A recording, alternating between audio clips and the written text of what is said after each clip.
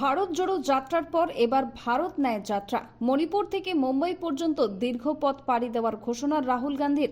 14 জানুয়ারি থেকে শুরু হবে এই যাত্রা, শেষ হবে 20 মার্চ। কংগ্রেসের সাধারণ সম্পাদক কে.সি. বেনুগোপাল এই কথা জানিয়েছেন। On December 21st, Congress Working Committee unanimously had given an opinion that Rahul Gandhi ji should start a yatra from east to west. All India Congress Committee has decided to hold a Bharat Nyaya Yatra from January 14 to March 20th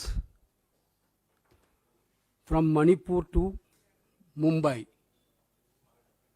January 14th to March 20th from Manipur to Mumbai. We had done a Rahul Gandhi led a yatra from Kanyakumari to Kashmir, traveling 4,500 kilometers.